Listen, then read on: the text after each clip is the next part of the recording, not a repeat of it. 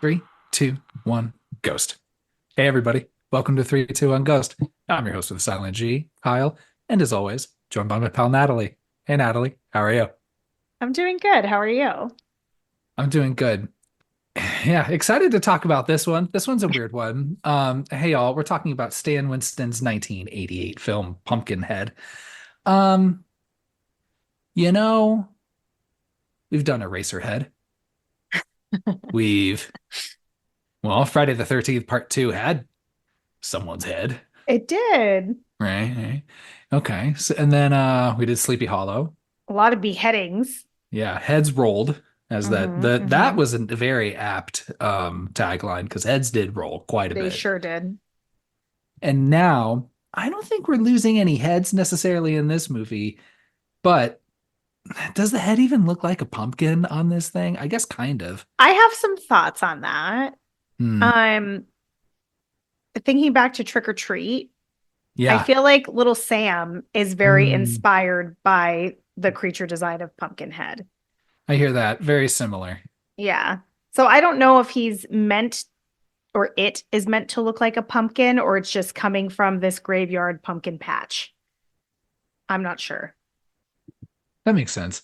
Sure, I'll follow. I like Yeah. it. Okay.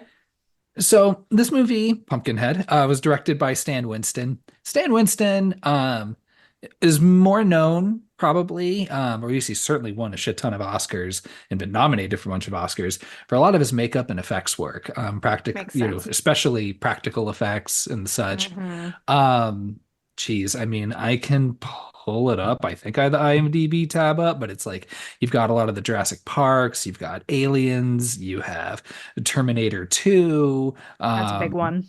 Yeah, absolutely. Um, all the fucking big heavy hitters. Geez, Edward Scissorhands did the makeup for that as well. But also, what I appreciate is that this is not the first movie that we've done that it's directed by someone who's more known for special effects Mm, that gets into like a neat kind of fantasy horror situation. yeah. Um, like Wishmaster was so good. Yeah. And the effects were so good in that movie Yeah. that like really I think having that background right certainly would feed into a movie like that. Hmm. This movie, don't want to show all my cards just yet. I wish they could have done a little bit more outside this Yeah. monster. I feel like the gore is a little light. I agree. I think one of the things that this movie really has going for it is that creature design looks great.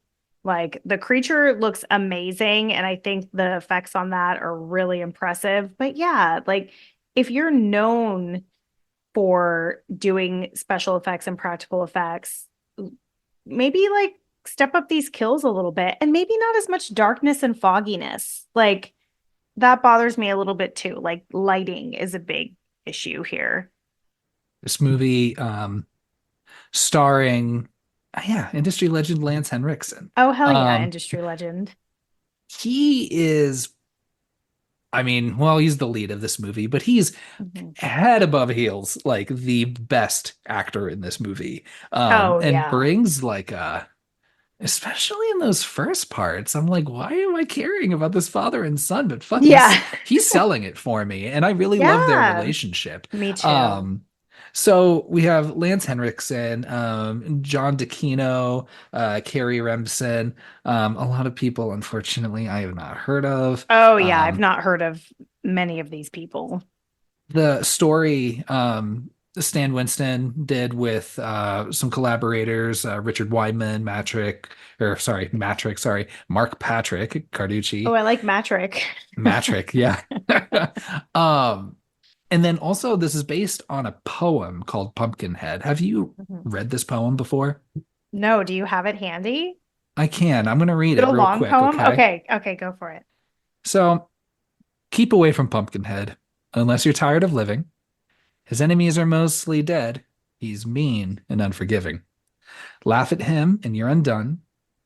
But in some dreadful fashion, vengeance he considers fun, and it plans it with a passion.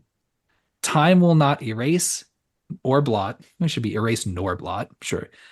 A plot that he has been brewing. It's when you think he's forgot, he'll conjure your undoing. Hmm. Bolted doors and windows barred, guard dogs prowling in the yard. Won't protect you in your bed. Nothing will. From, guess who? Eraserhead. That fucking Pumpkinhead. Oh, yeah, Eraserhead. Yeah, making little erasers out of his head at the after a shift at the factory. I feel like the kids say a few lines of that poem when Yeah. they're taunting their sibling. Yes. A few of those lines were familiar. So yeah, they took a little snippet of that. That's a fun little poem. So I've never actually seen this movie before. Have you? I did not realize that you had never seen it before because I think you picked it. Yeah. Yeah. I have, but not as many times as I thought. I was getting this confused with Pumpkinhead 2, which I've definitely seen a number of times as a child. This one I think I've only seen maybe once or twice, not counting watching it for this episode. I doubt we're gonna get into these sequels, but there are just like the Hellraiser movies. Aren't there Yeah, like four, five of these? there's four. And the second was straight to video. And then the third and the fourth were on television, like Hmm. sci-fi, I think. Okay. Yeah, I don't really have any specific memory with this movie. It's just one that, just like a lot of movies, I feel like I just kind of always remember just seeing like the VHS cover Hmm. for, The or VHS like, cover's scary. oh, it's great. It's I like love it. burned into my head. Yeah. Yeah. So, what better time? We're not in October anymore, but like, I mean, there's still we're still in a season that's appropriate for cornucopia of sorts, right? Yeah, there's pumpkins everywhere. Is that what you're trying to say? November still Yes. has pumpkins? Yeah, that's what he's trying to say. Thank you. So I figured, hey, it's appropriate. So let's talk about it. Yeah. I'm happy to just get right into this. What do you think? Yeah, I'm ready. So I'm not sure exactly where this takes place. Yeah, me either. I was hoping that you knew. No, but it does start in 1957. We know This that. is when we're introduced to Ed Harley, our uh, protagonist, I guess. Not necessarily. Kind of. I mean, at least I think you sympathize with him more than anyone else. Hmm. No, this is not, isn't it his dad? Well, yeah, but Ed Harley, this we're first introduced to Ed Harley because he's the little boy. Oh, yeah. Okay. And then his dad is Tom. So they're in their home. Um, it's a stormy night, it's a spooky night, and someone, Clayton, is trying to get to the door. And he's He's running fucked. through the woods. He's fucked. Something's chasing him. He's so fucked. Get a good cornfield run for just a minute, and he gets Yeah. kind of dragged through, but he's able to escape this thing, whatever's been chasing him, Hmm. and makes it to Tom Tom Hardy's door. Hmm. Sorry. I keep wanting to Tom say Hardy it's either that or I and keep wanting Ed to say Hardy. well, I keep wanting to say Ed Hurley. Or no, yeah, Ed Hardy. That's it. Um, so Clayton's at the door. He's like, let me in, let me in, let me in. Even the wife and mom is just like, Jesus Christ, dude. Like, are you sure? Like, let's just let him in. The kid's like, Mm-mm. Hell what's no. going on, Dad? What why aren't we letting him in? He sounds like he's in distress. The Yeah. dad knows I don't want better. all that. Dude, and that's my thing. It's like, look, I'm happy to help where appropriate, Yeah. but don't bring that shit to my front door where my fucking family No. is. Like, what the fuck, Absolutely dude? not. Yeah, that's a Clayton, dick move. Dick move. you get an idea that this monster wants revenge for something because Clayton mentions and he says to Tom, I didn't kill that girl. Which is making you sound real suspicious, bro. Yeah, that's probably whoever's killing girls is probably one of the last things they try to say as they're trying to plead for their life to the pumpkin monster that's coming after them, right? Yeah, I didn't do it. I mean, revenge is not a willy-nilly act or vengeance. So I feel like someone did their research and was like, "Oh yeah, it was totally Clayton that killed that girl. Send Pumpkinhead out. We don't need police for this." And then I guess maybe then in the execution, pun not intended, kind um, of this summoning of Pumpkinhead, it is a little willy-nilly though, at least that part, because Pumpkinhead, I mean, I I know they know. say like he's just gonna, sorry, I don't mean to gender Pumpkinhead, but it comes It looks after. male and it's connected to a male like protagonist, so I would say it's male. For some reason, I thought at the end, like when it was like standing up and doing like a big full frontal, I thought I saw genitals in between its legs. Not that I was looking, Really? but maybe I checked. But All of that is very interesting. We'll get into that more. I didn't rewind to check though. Um, but you know, I mean, these teenagers later on, like only one is actually responsible. And Yeah, I would yeah. say only maybe another one or two of these six kids, like even aided or abetted that situation. You know, Hmm. it wasn't quite like an I know what you did last summer situation, but The problem with the whole premise of vengeance and this demon creature exacting vengeance on your behalf is that it's coming from what you know to be true and who you seek vengeance upon. So in his mind, it's the whole group.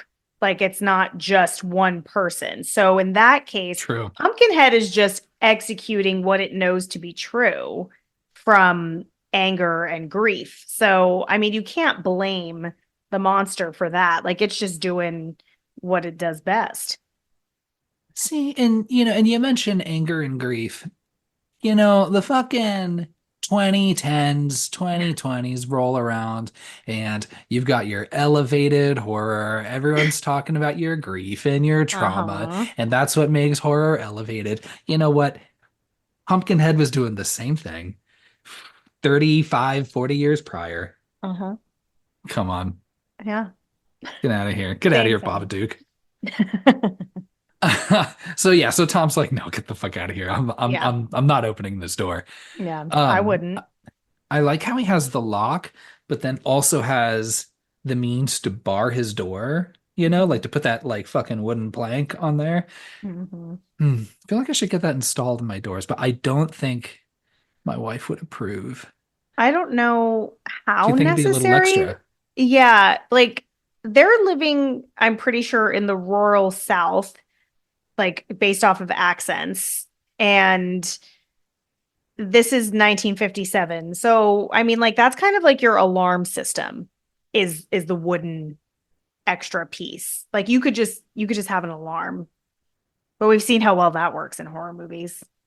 So Clayton's dead, and Clayton's dead. Ed gets up out of bed, looks out his window, and sees it happen. Oh, yeah. Um, I mentioned that Stan Winston worked on Aliens. Hmm. This thing does have a xenomorph shape to it, right? Yeah, he likes a big head.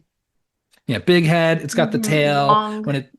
skinny up on its hind legs kind of situation. For Yeah. sure. So Clayton's fucked. And then we hop to present day. Which is 1988. Right, 1988. So you see an adult Ed Hmm. who's waving around Chekhov's flamethrower, essentially, Hmm. right? Because you know that you can see that flamethrower Keep later on. that, save that for later. So, like, he looks so fucking badass, yes, when he's doing it shirtless, but you Hmm. think that's safe? Wow, I didn't think about that because I was so impressed by how he looked shirtless. Yeah. I was like, wow, okay, Lance Henriksen, you're looking good.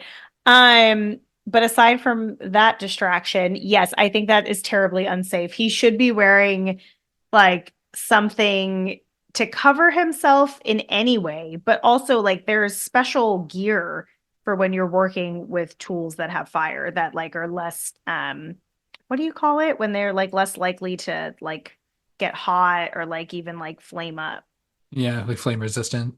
Yeah, yeah, like flame resistant wear. So he's like really taking a lot of big risks, but I mean, he's doing it. I mean, he worked hard on that body. Let's let him show it off a little bit. Like, it's fine. I'll Yeah. allow it. Yeah. He's like telling the kid, like, you wait inside. Like, who knows? Maybe someone's gonna, you know, he's got a lot of time. Like, he's a widowed man. Hmm. He's like, hey, I need, maybe let's get this body looking good. Maybe Yeah. some farm lady's gonna come by in her carriage and Yeah. say, Her carriage, it's 1988. I need a flame job. So I love a whatever. flame job.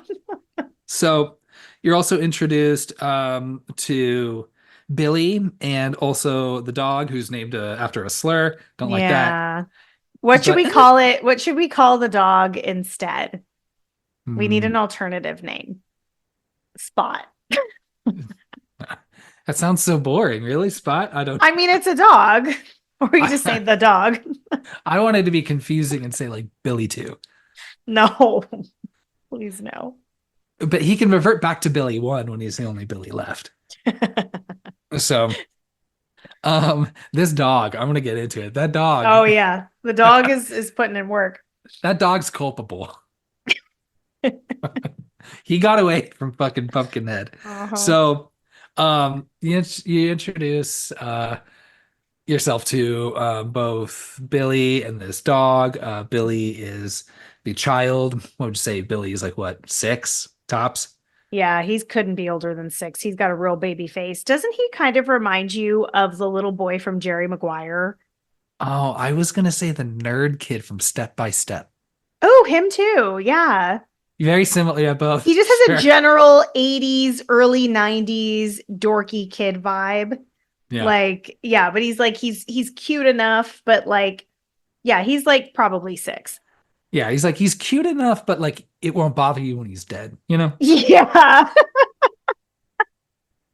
That was terrible, but yes, I completely relate to that statement. Yeah, like kind of like Macaulay Culkin and My Girl, you know. You're like, oh, he's so sweet. And then at the end, you're like, ah, I'm over it. It is a really lovely relationship between Ed and Billy. They're very sweet. Um, Hmm. they're about to go inside for breakfast. I guess he was just doing some early flame throwing before breakfast, I suppose. I Um, mean, he was probably up really early and then like earlier than Billy. And then by the time Billy wakes up, he's like, all right, it's time for yeah. breakfast. Yeah. So they're washing their hands. That dad tells a story about like how his grandma with her super thin skin would Hmm. wash his hands, and that felt good. Is that a thing? Yeah. Oh, so I wrote a note about that because I absolutely agree with him.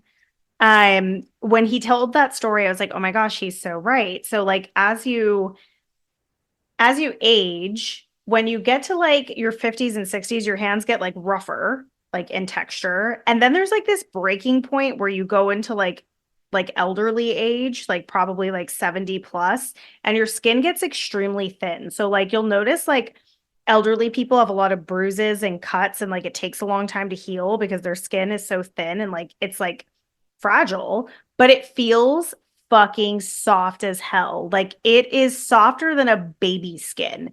It's like tissue paper thin and like just so soft. And I remember whenever my great grandmother would touch my hands, I was like, oh, you're so smooth. Like I'd love to like touch her hands. It sounds like weird, but I totally related to what he was sharing. And I thought it was such a cute little moment because his hands are probably rough as fuck. He's out there with a flamethrower. Probably. Huh. Yeah. Yeah. Well, thank you. I did not know. Yeah, it's interesting. Clearly, I don't get touched by a lot of old people. Yeah, you're not like holding hands with elderly people often. No, not often, but I'll try. There you go. That's a spirit. Yeah. So, they go back into the house. They're having breakfast. The kid asks for a story, but says, "Hold on, actually, I've got a present for you," Mm. and then gives him this kind of creepy necklace, right? Very creepy necklace. A little bit. Like, where did you make that? Like, that dude was putting on his best face, being like, "I love this." I He believed it. he really is. That necklace is so fucking busted. And one of the worst things about being a parent is being presented, like, sorry, Phil, if you listen to this one day, but being presented with terrible artwork or terrible crafts and just being like, wow, this is incredible. and I love it because you made it. And they're like, where are you going to put it on the wall? And you're like, ooh. So that happens a lot. But yeah, this necklace is very creepy. Like I thought the necklace was going to come into play as like a haunted object or something.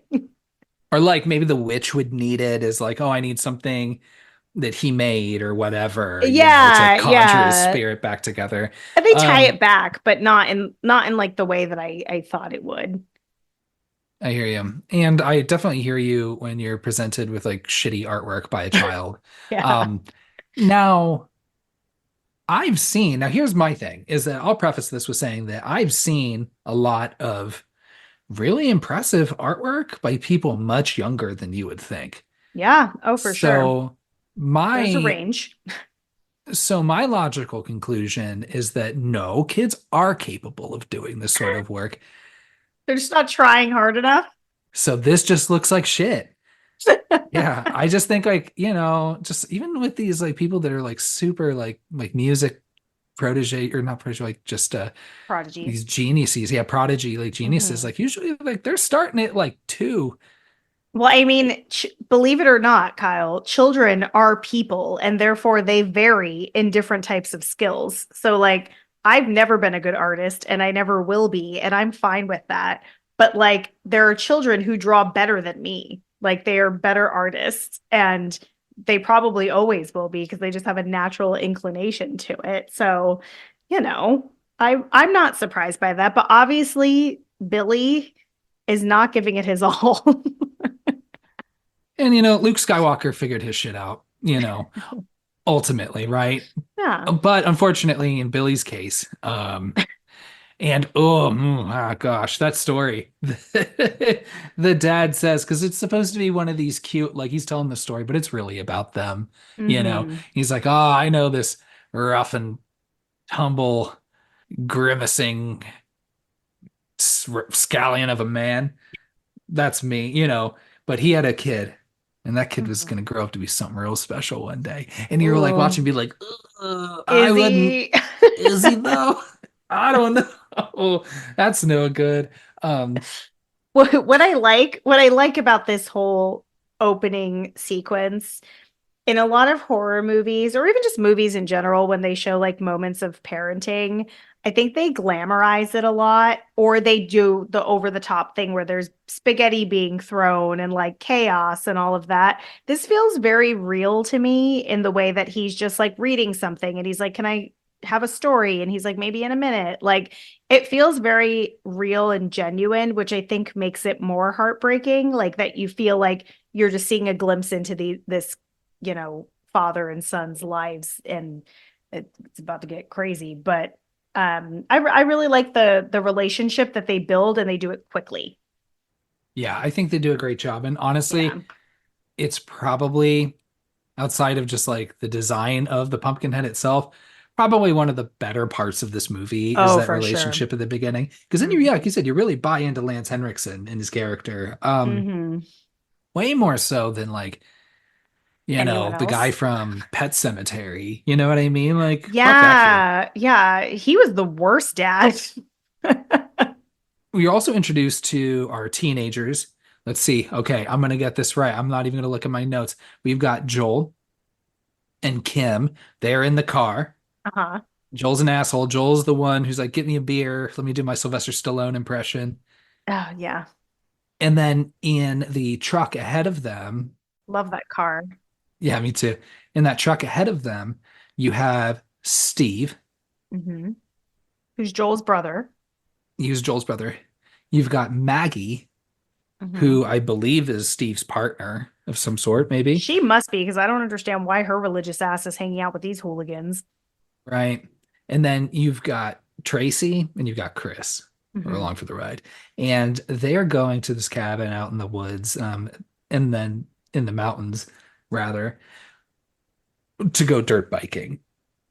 Sure. Okay. Yeah. But yeah, like I said, they just seem like dumbass fucking teens. Like, Joel's a little bit of a Mm-hmm. dick, right? Don't drink and drive. Come on. But especially the Yeah. way that they were shooting these scenes kind of back and forth between um Ed and Billy, and then them going to the general store that they own and work at. And then these cars come up real fast. And at one point, like Joel's like an asshole and speeds past them. I'm like, is this just gonna be like Pet Cemetery? Like, are we gonna just see like a car crash? Because they're shooting it like almost in the same way of like Yeah, maybe not as yeah, cartoonishly, but in yeah. Pet Cemetery when just like that truck is just going so goddamn fast. And you're just Yeah. like, okay, clearly something's gonna happen.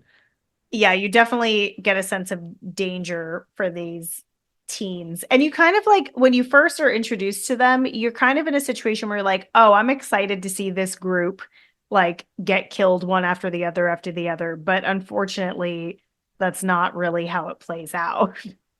Not exactly. Yeah. So, like I was saying, Ed and Billy, well, Ed rather probably owns the deed to this, but owns that grocery that's there off the road. Mhm. Um, it's supposed to be the only grocery in town, It so all the has to townspeople be. kind of go through there. So they're getting set up. They're having some good father-son vegetable washing time, spraying each other, being As cute you and do. shit. Yeah, you got the dog Billy too, just barking about, having a good time. And the the teens arrive at this grocery store, not before driving by and making fun of a hitchhiker, which I'm like, okay, don't like make fun of people and shit. Like I don't think all hitchhikers are serial killers, but Okay, never stop to pick up a hitchhiker though. that was the other thing that made me feel like they were all going to be assholes and not just like one of them. Because you have it's Tracy that has the camera. She's Yeah, the photographer. So Tracy is like just taking pictures of him and they're like slowing down to take pictures of him too. And I'm like, girl, you can't just be taking photos of people without their consent. Like, I know that probably wasn't a conversation that was happening then, but like, yeah, it seems weird to just take candid photos of a random man on the street, especially if you're not even going to pick him up, which they shouldn't have. But right. I mean, I didn't love that either. They arrive at this grocery store.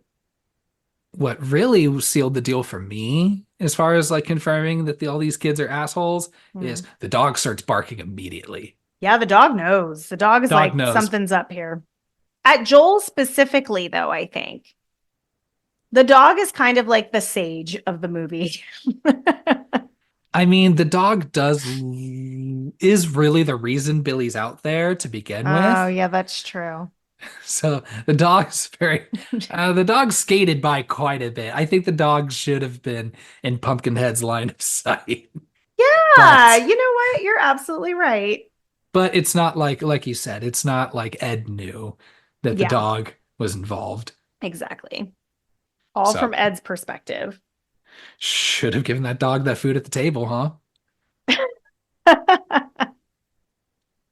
Oh, you know what? The other fun thing that I had to call out in this scene here in the grocery store, the music kind of reminds me of a lesser version of Tremors.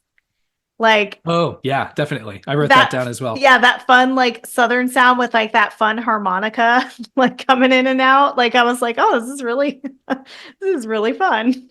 It's such a fun vibe. I love that so much. Yeah, I wrote Tremors-esque. Yeah, yeah, it's Tremors-esque. I think Tremors like perfected it, but this is a good starting point. This is what was Tremors like, what, 1 or 2 years later? I like that. Hmm. So they arrive. Some people go inside to start shopping. Joel's getting really impatient. He's like, I came to dirt bike and I'm gonna dirt bike right the fuck now. After he made fun of Billy's glasses because he's a total asshole, just making fun of the kids' glasses. And then Why? also just this heel turn that Joel does later. It makes no sense, but we'll get there. He's the worst. So also, the Wallace family shows up. A big ass family. That's a big ass family. Did you know, one of those girls, I don't think you see her again, is played by Blossom. No, You have to check again. Mayim Balik is her name? probably. Yeah. How fun. I was thinking How about that show the other day. Um, That's like actually like one of my like top 10 favorite TV theme songs. I love the theme song to Blossom. Interesting. I never knew that. It's so good. And then everyone dancing, everyone's having such a good time. You got Joey Lawrence, of course, right? Hmm. So there you go.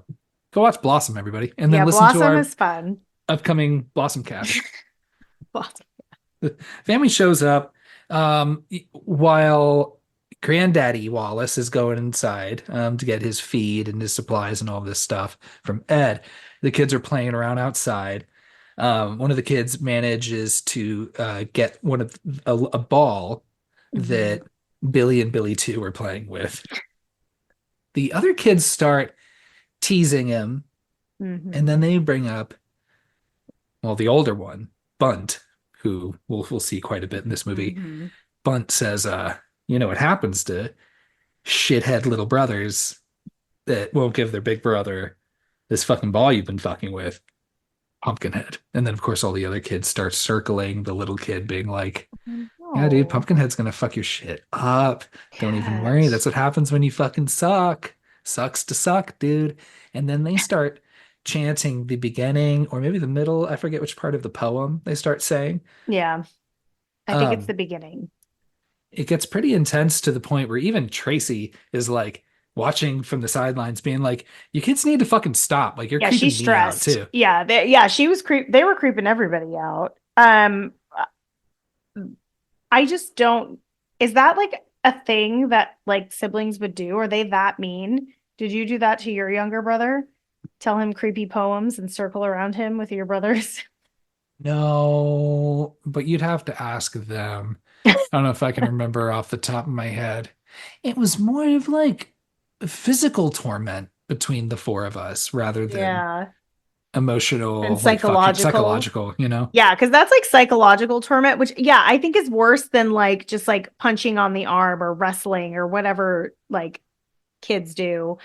But yeah, they're very mean to him. So good on Tracy.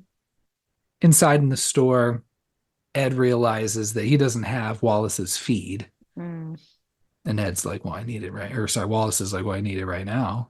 I You know, know. I'm like, come on, dude. Like, be Don't run patient. out It of feed happens. before you go buy new feed. What are you gonna do? Go to a different store? Yeah, What? Go fuck exactly. yourself. Yeah, I'd be like, I'll get it to you when I get it to you, bro.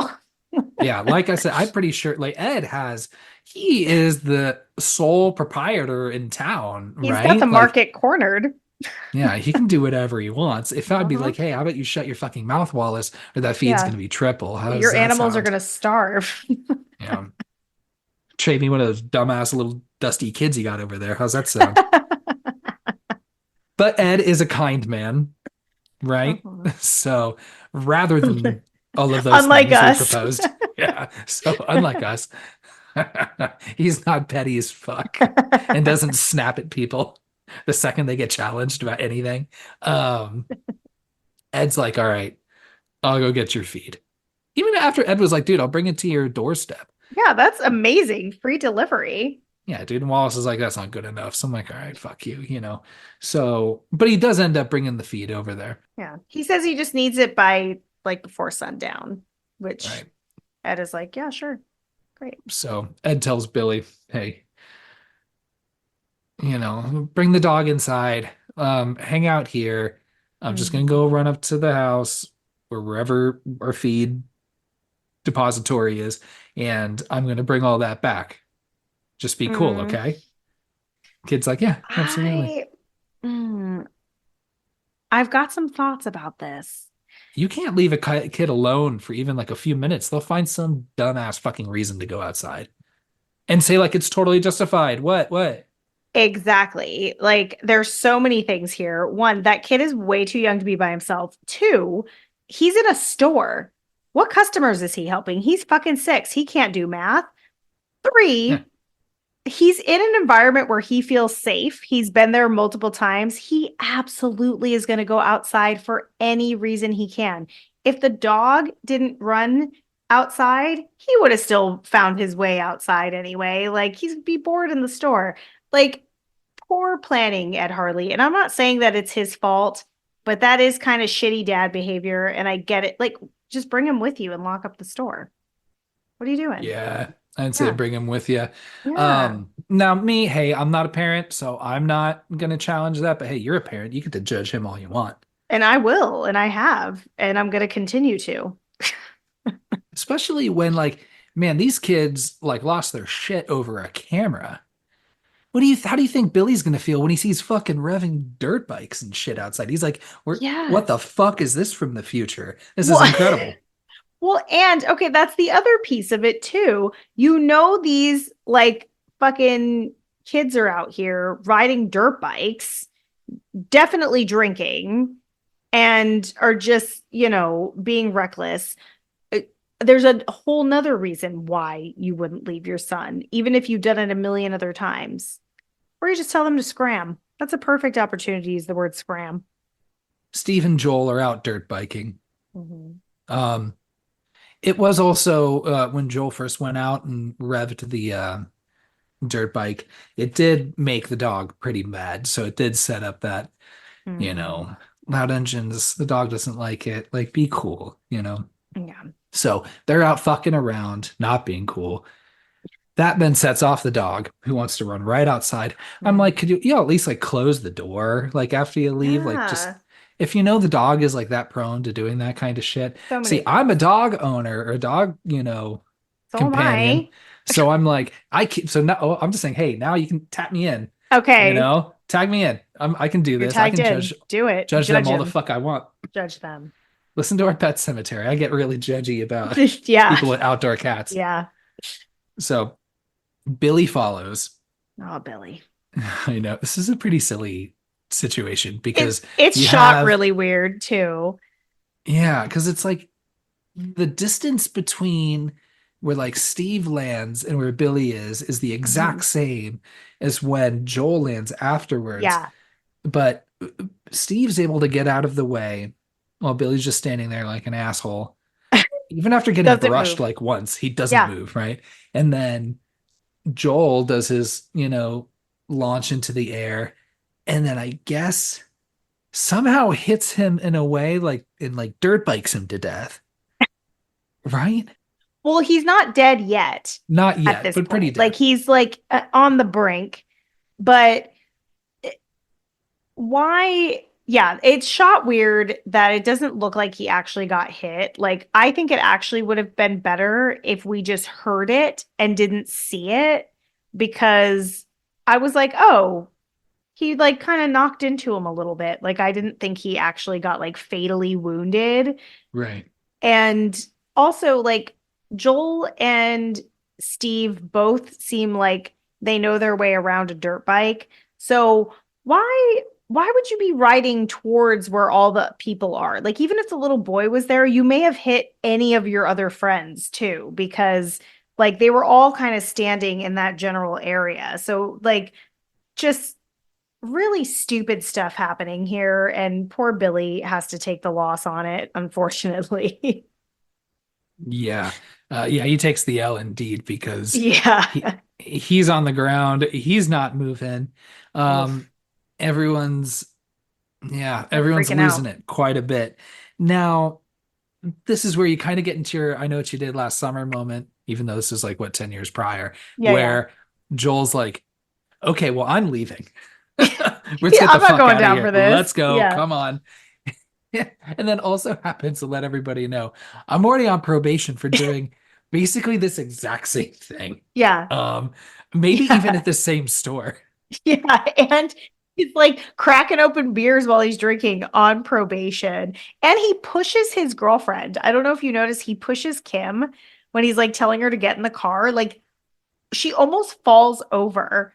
Like Joel is a Yeah, real piece of shit. he's a real piece of shit. Yeah. So he's like, we need to get out of here. The rest of them are like, no, What? absolutely not. Yeah. Like, we need to go get help. Now, Wallace and his family are gone because Mhm. they're going to wait for the feed to get delivered to their place. They've left already. And then Ed's gone because he's going to get the feed over at his house. Mhm. So they're like, okay, no one has a phone. It's 1988. Where do we Mhm. go? Okay, let's go to the cabin that we're going to. So Yeah. Except for Steve. He stays. Steve's really taking control here, and at Mhm. least a little bit, and says, okay, Well, Joel just fucked off and Yeah. took him with him. Okay. All right. Chris, you and Maggie, Tracy, you go with them. Mhm. Go, go to the cabin to follow them. Go talk to somebody in town. Try and find a phone, bring somebody back. I'll stay here with the kid. Yeah. He's really taken one for the team here. Yeah. So Ed comes back. Ugh. Yeah, it's a little rough. I think what's so interesting about the way that Ed like comes back into the situation and his interaction with Steve, like I need information from you, Steve. Like what happened here so that I know. Is there not a hospital nearby? And if there's not a hospital nearby, which is definitely possible because I mean, this is the only grocery store, you're going to need to drive to the nearest hospital no matter what. Your kid was hit. If your kid was hit by a vehicle and is knocked unconscious, even if it's not fatal, they should go to a hospital. So again, Ed, what the fuck are you doing? Like, what is he doing? Yeah, it didn't make a whole lot of sense to me. Um, And he's pissed with Steve. Again, don't want to leave the dog off the hook here because the dog's just standing around being like, "What happened? Did something happen? You lured this boy out. You did this. Mm-hmm. You couldn't control yourself." Yeah, that is true. So, like I said, Ed comes back. I did appreciate. I like how he doesn't say shit to Steve, and not only doesn't say shit to him, but like picks up Billy and is walking away. Steve's like, "Hey man, like it was an accident. Is there anything I can do to help?" Yeah. And just the death stare Oh, that yeah. fucking he just turns around and just like hisses at He Steve pretty, yeah. and just He's gives him the most fucking death stare ever. Just like don't primal. you fucking dare come even near me. I don't even want to hear you fucking speak. Mm-hmm. Um, Puts Billy in the truck and then heads back to their place. Mm-hmm. Instead of the hospital. So over at the cabin, Oh, Joel and Kim have made their way there. shit's The getting real at the others, cabin. yeah, the others show up. They come inside and they're just like, "Hey man, cool. Okay, sweet. We're at the cabin. Did you call for help?" Hmm. Joel's like, no, no, Uh-uh. I'm not doing that. Kim is like, "Kim, what are you Kim is doing, Kim?" so just like not given enough feedback. I mean, the push to the car is pretty telling of what their relationship might be like overall. Like, obviously, there's some weird, probably abusive dynamic going on. But yeah, she's way too quiet for how wild this man is acting. And just by judging by his driving, his drinking and driving in the car, his reckless driving on the dirt bike, like, Joel, let's be real. If you don't go to jail today, you're probably going to go to jail in a month or in a year. Like, that's where you're headed. You're a terrible shit person making terrible shit decisions. Like, he's going to get arrested for something. And if manslaughter is it, that's the one. Like, he's just in denial here and he's treating his friends terribly. Why are they his friends? How many kids do you think he hit in between that first one and Billy? Well, he probably didn't get caught. Yeah. Exactly. Yeah. He's the worst. He's like, "We're not calling for help." I think Tracy or Maggie try to call and he just Oh, rips out the phone cord. So you're just like, yeah. "Okay, fuck. All right, cool. Now we got no phone to call anyone or anything. Mm-hmm. Mm-hmm. Fucking asshole." Also, hey, by the way, I paid the deposit on this Airbnb cabin, so what the We're fuck, dude? staying. Yeah, one, we're staying. Two, you're gonna have to help me eat that fucking deposit plus whatever additional shit they add on for that. Did his behavior here, like he's like grabbing the gun, pulling the cord out of the wall? It Yeah. kind of, this is such a weird comparison. And I know we haven't talked about Anaconda yet, but it's giving me the vibe of like John Voight's character in Anaconda, where he just kind of like takes over the situation and everybody's like, well, I guess this is our new reality. Like he's in charge. It's giving that same feeling for me. And they're just like letting him take charge, Yeah. at least at first. I mean, I think Chris, who it's demonstrated earlier, Chris isn't the type to always stand up for himself or stand up for Tracy a whole lot. Hmm. He couldn't with the kids. I remember like he was like, I was gonna say something, but you like Yeah, yeah, very passive. so he's feeling pretty good, being like, you know what, Joel, you'll get fucked. How's that sound? And Hmm. then Joel tries to take a swing. Chris, hey, fucking lays one on Joel. I Hmm. think Joel at this point had already like maybe like shoved Tracy or Maggie over, or Yeah, maybe so he's Maggie, I pissed. think. Um, but Chris, dude, you got to make sure he's down for the count, man. You can't turn around and start feeling good about yourself because Yeah. Joel picks up a log from near the fireplace, knocks him right the fuck out. I thought he Yeah. killed him at first, but it's the pattern of the carpet. Yeah, It you're like, looked how like much do you blood. want this to escalate, man? Like you could probably get away with accidentally killing the kid. You have a bunch of witnesses. Yeah. Yeah, it's just like, hey man, we'll work with you. Just Yeah.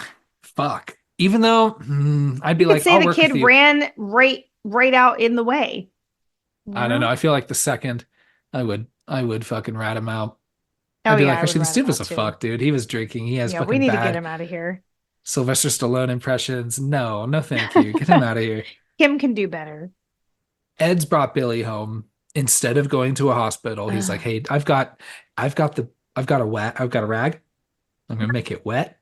It's gonna be leaky as fuck because I didn't, wring it out. And I'm just gonna wipe it on you, okay? What You're gonna can't be a wet rag fix? yeah. And it's a real wet rag of a scene because Billy just goes, Daddy, and dies. Yeah, it's really weird. And like you can't see any injuries. I'm assuming he has like internal bleeding. That's the story I've told myself. I'm like, okay, Billy got knocked into, had severe head trauma, so that's why he's unconscious, and then he has internal bleeding and that's what kills him. So maybe the dad was like, I didn't even know that he had that many things wrong. He seemed okay. A little bloody forehead. The shit is really sad though. It I do is so feel really bad. sad. I know. I was like, I normally don't feel this bad about child death, but I'm like, oh, this wasn't like a spooky specter or something. This is just Hmm. some drunk asshole on a dirt bike. I've seen those fuckers all my life. Oh my gosh, yes. So shout out to Temecula. I know. So Steve is like, well, left behind back over at the shop. So he's like, okay, I guess I'm gonna go to the cabin now. Yeah, how does he even get back? I don't know. Does he walk? He must have walked the whole way or Damn, poor something because he Steve. makes it back Yeah. and he's like, okay, cool. Hey, I think we're okay. Who knows? I'm not sure. The guy just walked away. So, Yeah. He's okay, like he he didn't even dad take my took him. number or something. But I see you've locked a few people in the closet, Joel. What's up with that? So at this point, you've got, well, Kim and Maggie who are still out in about in the house, They're free to move about the cabin. but Joel has also barricaded Tracy and Chris in one of the Hmm. closets because it's just keep escalating this more and Yeah. more. Yeah, Steve's really trying to be the voice of reason here. It's hard for Steve because he's like, you're my brother, And you but suck. also like, fuck, man, you suck. Like, what is going on? He also makes that really fun comment of, what when Joel asks Steve, what did he say? And he's like, nothing. He just looked at me and he's like, well, how did he look? And he's like, he looked at me like he wanted to kill me. And I was like, oh, that is not a good look to get from a man No. that you just hurt their child. Absolutely not. So Ed's like, all right, well, my wife's dead. My child's dead. Fuck, I still got to deliver that feed to I Wallace. know. Like, All what? right. He's like fucking using the Amazon business model before it existed. He's like, he I will get know. his feed on time Even if their dead child is wrapped in a blanket and sitting in in the the front car. seat. Yeah. Oh no. But so he shows up to I thought this was just like the Wallace family compound, but I don't think it is. I think there's a number of families that live in this I town-ish. no, I think it's just the Wallace family because he's got like the 8 kids. But And there's like 30 to 50 people in that area. you saw 30 to 50 people? I didn't see 30. I didn't see that many people. I Where wasn't the slowing it down to count, so but they were all so over the place. where the fuck did all these people go later then? No, they're all hiding inside because they don't But want it's not a fucking big Pumpkinhead. house. It's not a big house. It's like a little No, cabin. there's multiple cabins and There's houses. multiple cabins? I thought they Oh were my like God. barns. I thought they were barns for the animals. Could be both. I have no idea. Whatever. That's what I thought was happening was it was like a big family and then there were barns with the animals, hence the feed. Wallace is trying to pay Ed for this feed, and Ed's like, "Don't worry about your money. I need a favor. There's a witch in these mountains, and I need to find her," which is Yeah. a jump. If you weren't already predisposed in that section in the beginning, like, that gives you the Yeah. backstory, um, the prologue, that's the word I'm thinking of, There you go.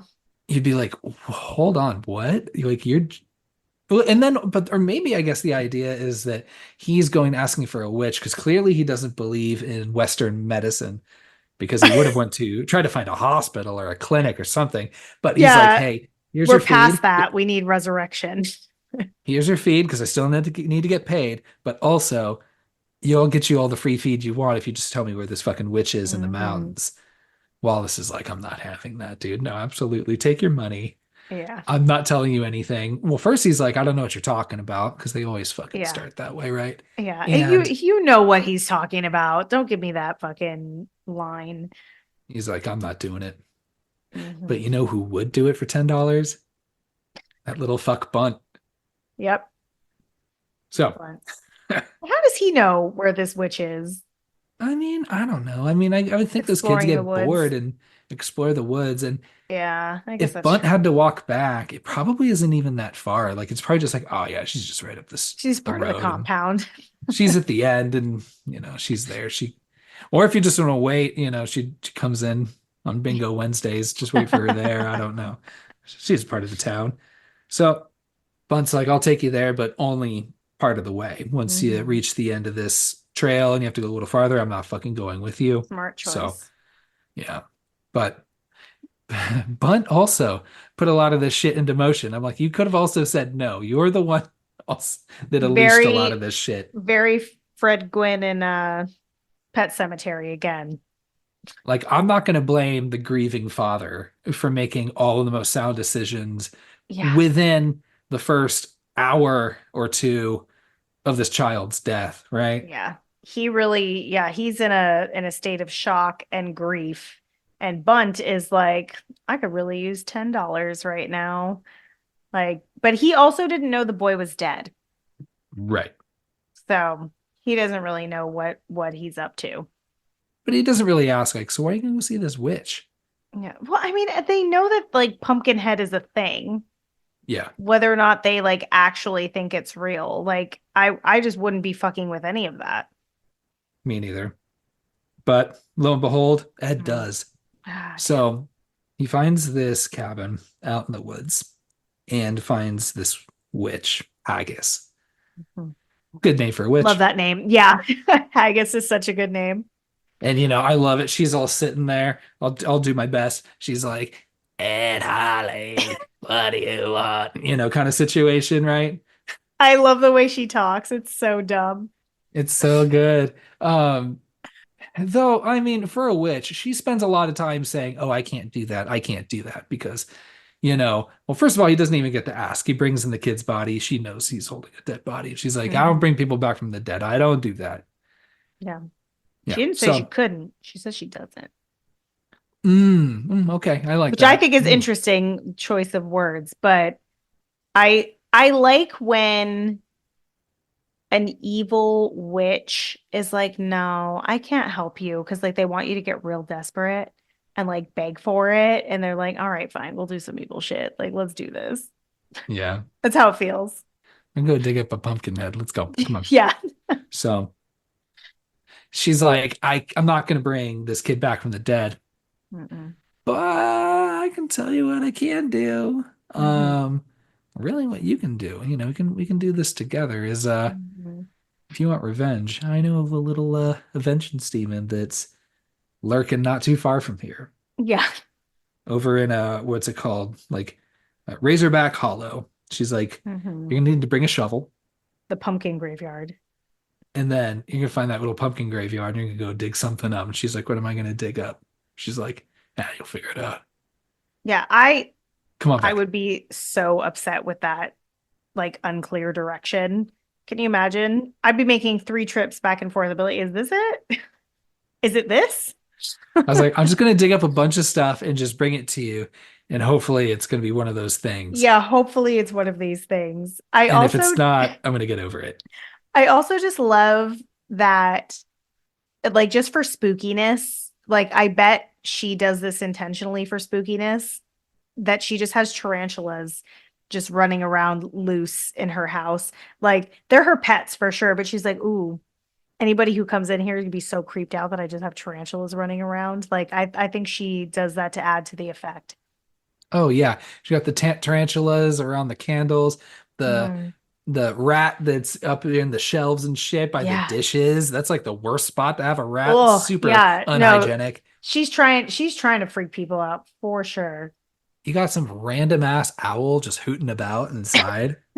Yeah, 100%. She's got a whole little zoo in there. It's like a little like Yeah. a Ace Ventura situation. Yeah. So she's like, so go to this graveyard deep in Razorback Hollow. Leave your kid's body here. I got you.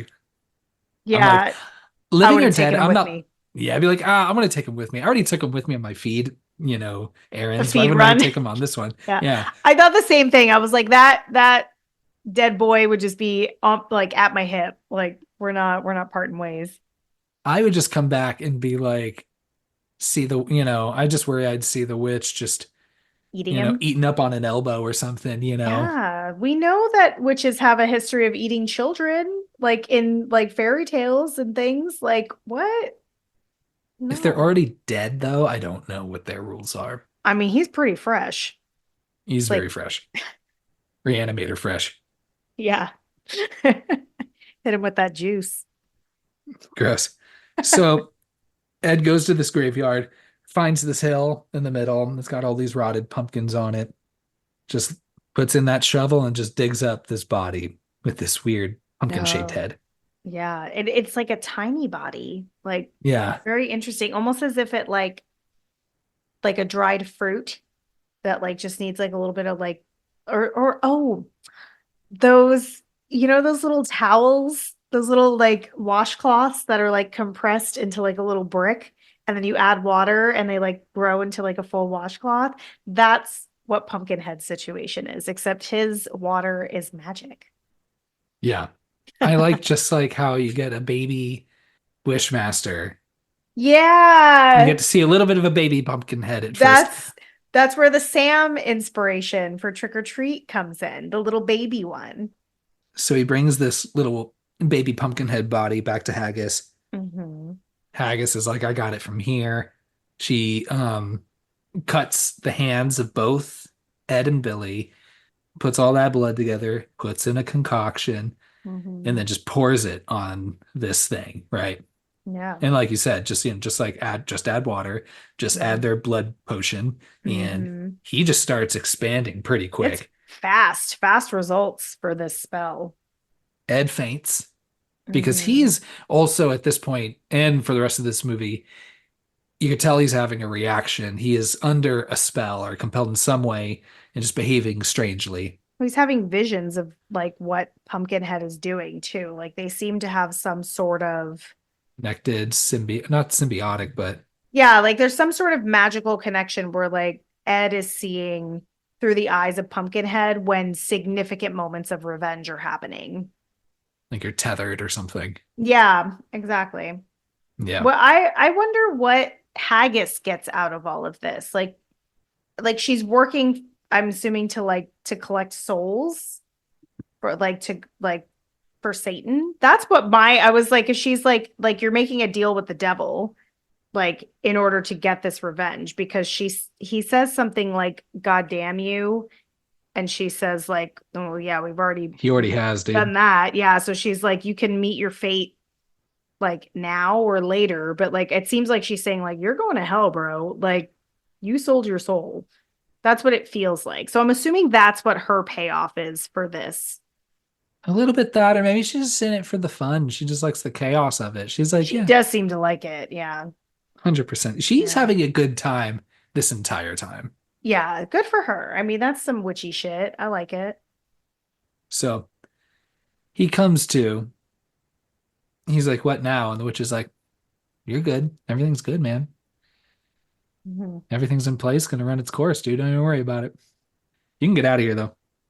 Is it terrible that I thought to myself, if this happened, if something like this happened to my son, like I hope that my husband would go to these lengths to get to get vengeance and go to like an old witch. I was like, yeah, this is totally justified. Well, that's okay. I mean, better than trying to like do like a pet cemetery situation and bring him back. Yeah, exactly. That's my thought process. I'm like, yeah, let's murder these guys and girls. He drives home with Billy. He's in kind of a rough state. Oh, You do get this one scene where like he turns and like Billy's like sitting up again. And you're oh like, what did yeah. you do, Daddy? What did you do? Because he Which knows he's like, uh-oh, I did something fucked up. Something bad's gonna happen. yeah, I'm assuming that was just like a weird like guilt vision and had nothing to do with the Pumpkinhead situation. Yeah. So they're back at the cabin. Everybody's kind of on high alert right now. Hmm. Steve's like, come on, Joel. Let's do the right thing. I think we can still salvage a little bit of this if Or you just leave let, this cabin if we're really going to commit to it. yeah. Or at least like you leave and like just let me like get everybody out of the Sure. closet and I don't know. We'll just figure it out from there. Ed, switch over to Ed, who's burying Billy. Um, has kind of a moment talking with his wife, who's buried right there too. Hmm. Just being like, whoops. He's like, they killed our boy. Yeah, but Hmm. y'all are together now, so that's pretty good. Or Billy's in hell. Who knows? Probably. We're at the cabin. Like I said, everyone's on high alert. Joel's refusing to leave. Um, Maggie is almost like kind of in this weird trance a little bit She's in full shock. and is hearing her voice or hearing someone say her name and luring her outside. Is that how she ends up going outside? I think so. Like she gets lured out. And because she's just like in a weird fucking trance and she's walking out and Steve's like, what the fuck are you doing? Like, Yeah. and he chases after her Okay. and he That makes tries to sense. stop her in the woods. And then this is when we get our first Pumpkinhead kill. Oh Pumpkinhead showed up, gosh. by the way, and just comes from the trees. Love that he hangs out in the trees. I love that he hangs out in the trees. He looks cool when he's all popped up there in the trees like that. Yeah. Yeah, like that weird crouch position. But like what the fuck, Pumpkinhead? You're going for Steve first. He has been putting in so much work to make this Yeah. situation right. Like that's fucked. So not only did Steve get out of the way and turn to not hit the kid, right? When Hmm. he was dirt biking. Hmm. Yeah, like I said, he's the one that was stayed behind. He's wanting every Joel to be accountable. I feel kind of bad, but like you said, Ed doesn't know that. Yeah. So that's And probably why he's Ed just feels a little guilty lately. He's like, well, maybe there's more to it than this entire group all being wholly responsible. yeah. Hmm, whoops. So Steve's dead. Mhm. In the cabin, Joel's like, all that stuff I said, all that stuff I did, All locking you that all in the terrible closet like stuff. that, knocking you unconscious, pulling a gun on you all, leaving that kid to die. I think today's the day. It's never too late. I think I'm going to change right now. I think I'm going to Yeah. be good. He even does like a cute little like triumphant smile. Like he's like, I'm feeling pretty good about my decisions right now. Like, how dare you, Joel? I would have Yeah. slapped him. If I were Kim, I would have just fucking slapped him in the face and been like, I'm gonna personally make sure that you end up in jail. Like, it's gonna happen. I wouldn't say that just yet. I would I'd be because like, I'm let's survive this situation because I'm a first. fiery spirit. Yeah, I'd be like, okay, man, cool. All right, awesome. I'm glad Let that us everything's going know. good. You can let us know now. Okay. You do your good guy thing, and we're just gonna take one of these cars, okay? Just get the fuck out of here. Though the cars are all probably destroyed at this point. Pumpkinhead probably already fucked them up. Oh yeah, I'm sure those cars are probably destroyed. I mean, they don't know that yet. So I feel like I don't know, Maggie made it outside pretty easily. Like I would have just been Yeah. like, "All right, I'm booking it." Maggie comes back to the cabin. She's like, yeah, Steve's dead, or something. I don't know what the fuck happened, Yeah, but it she's was freaking out. real gruesome and real brutal, and nothing that any fucking yeah Bible could have prepared me to fucking see. Because what the fuck was that?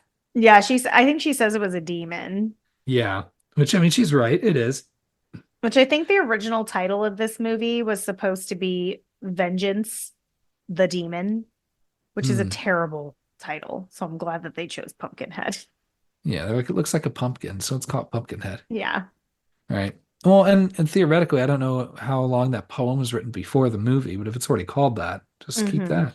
Yeah. So the women hang out inside while Joel and Chris go out to look. I did like you have some shots through the windows of Pumpkinhead just Oh, walking around the cabin, circling them. I love that shot of them, like, yeah, the three women in the cabin, and you just see them kind of like boop, boop, boop, by the window. Maggie's like, I don't know if I could be here much longer. This is fucking terrible. We need to go Yeah. fucking get out of here. She runs outside and then she runs right into Steve, who Steve's just been like Yeah. hanging, being hung upside down in front of the Yeah. front door by Pumpkinhead, who discards Steve pretty quickly Yeah. and grabs Maggie. Yeah, which is nice because characters like Maggie sometimes last a little too long in movies like this, where they're like in shock, crying, like having a rough time, and everybody else is trying to make them feel better and like get them to focus.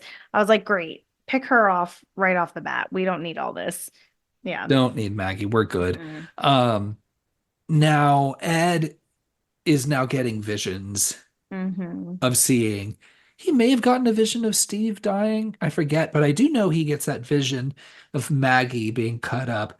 Pumpkinhead being kind of a sadistic, kind of petty fuck, drawing or cutting that cross into Oh her. yeah, I that feels like he is not a fan of organized religion, and he's like, yeah, you wanna play around with crosses? Oh, because Steve even shows her the cross right before Pumpkinhead grabs him and is like look at this, like have this remind you like of your strength or whatever he says. So I Yeah. feel like Pumpkinhead was like, you like crosses? I'll give you a little cross.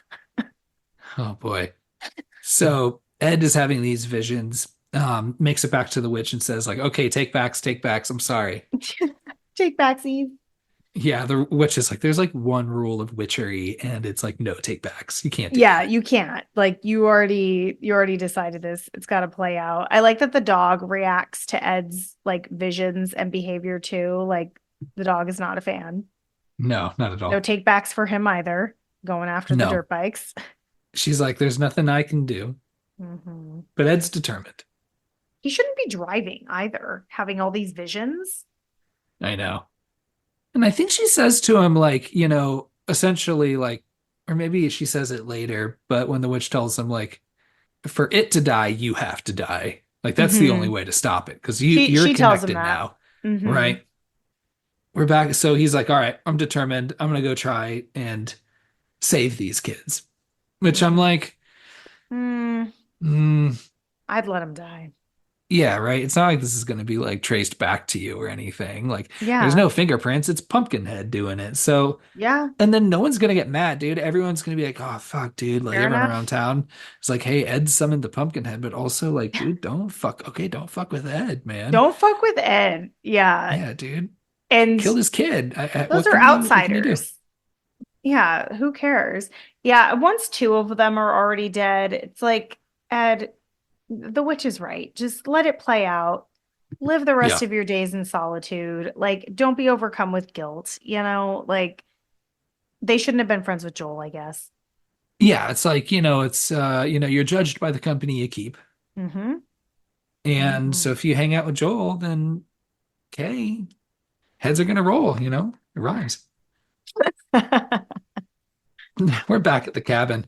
Pumpkinhead's just fucking around with them now. Oh man. Oh, Oh, when they're sitting and Tracy's in there oh, and you have Maggie's face pressed against the window, just being dragged around I before she love gets it. smashed through. I And love she's that. still alive at that Yeah. point because you can see her kind of like moving her lips with her face like pressed against the glass. And like And breathing, like fogging it oh up. yes, that's a really fun shot. And it's probably the most creative that Pumpkinhead is with the kills, I think, in the movie.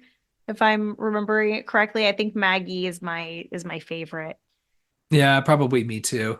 Um, Joel, who's now had this epiphany, he's getting frustrated by all this fuckery, and he comes out and he's like, I'm the one you want. Come on. Yeah. Which, I mean, he's right. Yeah, he absolutely is. This is all your fault, Joel. He's trying to find this pumpkin head. I think he hears a sound maybe in one of the cabins or one of in the Hmm. wherever the fuck Kim was. He goes inside this room and to find Kim unconscious on the ground. Yeah, she passed out after the incident with Maggie. Like that, like she just Right. passed the fuck out. She was like, I'm not handling this well at all. So he goes in, finds her. Pumpkinhead's there, fucking grabs and drags her body out. Love the Joel's trying long to come after her. fingers, like the long fingers around her face. I love it. Hmm. Joel grabs the others, Maggie and Chris. Uh, they are chasing after, trying to find Kim and the Pumpkinhead. Fucking Pumpkinhead just brings her all up to the top of this tree and just drops her on a rock below. And Kim's Yeah. dead. She probably has the easiest death. Probably. And you Yeah, know what, Kim, sorry, Kim, you were, well, I don't know. I'd say you're the second most culpable in this, I agree. but also Just it's feeding him hard because beer you can while he's tell. driving. Yeah. But you can also tell there's some abuse going on in this relationship. So Yeah. I understand where that's hard, but sorry, Kim, you're dead. Hmm. By Kim. Meanwhile, as we're kind of transitioning into the next morning, Mm. Ed arrives at the cabin, but no one's there anymore. Well, just the bodies of the people that are dead. Yeah. Um, but you have Joel, you have Chris, and you've got Tracy, our last Hmm. three of the teenage survivors, um, make it to either this town or the Wallace compound. Who knows? So, but they're trying to figure out. They're asking for help. No one's answering. Nobody's there. They're like, what the fuck? Where is everybody? They find this truck that they're trying to break into. Hmm. This is when they're confronted by somebody with their dog. I thought it was Wallace. It wasn't Wallace, It no, it's wasn't someone Wallace? else. Okay. Mm-mm. Someone else in this town I didn't even realize existed. Yeah, I Oh. don't think you were introduced to him a whole lot earlier, but Mm-mm. he's like, you all need to get the fuck out of here. Drop your gun, fucking leave. Sorry. Hmm. And they're just like, no, we just want you to help us. We want you to help us. This Hmm. guy, dog's growling. Dog's like, we want no fucking part of this. Guy's like, you're Hmm. marked. You're fucked. Be gone. Get away. Yeah. Go. I like the understanding of everyone who lives in this area that like if Pumpkinhead is coming for you, we're not helping or getting in its way. Like we're Yeah. gonna let it just do its job and then go and curl back up into its little baby grave. It's like how the townsfolk around Crystal Lake are the same way. They're just like, oh yeah, no, no, no, no, no, no, no, no. Don't go there. Don't come to us and just don't go to fucking Camp Crystal Lake. Hmm. Like we know he's fucking roaming around in there. Like Hmm. we just don't fuck with him. And we're good. Leave him alone. Yeah. It turns out Jason's a pretty peaceful guy if you just Yeah. follow his like one rule, Yeah, just the one. two or three, you Yeah. know? But the locals like, you're fucked. You all need to go. Hmm. Pumpkinhead shows up, says, I'm not fucking finished with you fucks. I'm gonna keep coming after you. Starts attacking them. He's kind of slow moving though. He is pretty slow moving, but Hmm. luckily there isn't like a whole I couldn't tell kind of like what the whole area of distance was between these spaces where they go, like Yeah, where the me either. cabin is, where the store is, where their house is, where the compound is, whatever, right? And as Pumpkinhead like kind of dips in and out of like finding them and following them, There's this interesting sound that happens when Pumpkinhead appears. Like the sound design is like, I don't know if it's meant to like stress you out or make you feel uncomfortable. I'm assuming so, but it almost, I don't know how to describe it. Like it almost sounds like when you're in the woods and there's like a lot of like bugs and like sounds and things like that, like almost like they're playing like that like really loud. um but it's, yeah, I hate that sound that happens whenever Pumpkinhead appears. It's so like stressful on the ears. They're being attacked by Pumpkinhead. Ed intervenes and shoots it and knocks it right the fuck out. Bullets maybe don't kill it immediately, but bullets really slow this thing down. So that's pretty good to know. Yeah, that is good to know. Why doesn't it hurt Ed though when he shoots Pumpkinhead? It seems like it only, Pumpkinhead only gets hurt if he gets hurt, if Ed gets hurt, sorry, Um, and not vice versa. uh, but it does happen vice versa later on. But it's like weird because like, because I think Tracy like shoots Pumpkinhead, or no, I don't. We'll get there when we get there. Yeah. But so I was also trying to see if Pumpkinhead reacted when, remember when the guy's dog like bites his arm? Not Pumpkinhead's arm, but Ed's. Oh I yeah. was trying to remember if Pumpkinhead reacted I don't and think said, "Yeah, so. my arm, dog bite," you know. I don't So think so. Pumpkinhead's down, and I do maybe commend Joel a little bit for being like, we need to make sure he's dead, so let's shoot Yeah. him again. Yeah. But I wouldn't stand that close, dude. You have a gun. I No. wouldn't Yeah, stand you in don't need grabbing to get range. that close. Absolutely not. And that guy's got like LeBron arms. Like you can't be Yeah. close at all. Like use the gun for what it is. Joel investigates, shoots it again, Oh. but nope. Fucking, he's still alive. Grabs Joel, takes Joel's rifle, Mhm. and just impales him with it right through the Love chest. that. That was a pretty good one. Yeah, he holds him up like in the air for quite a while too. Yeah. Like Joel deserved it.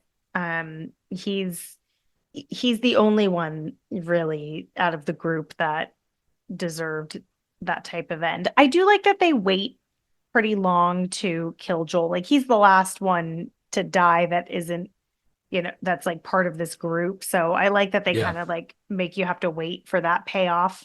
I wish he would have gotten a better death, though, like a more gruesome death.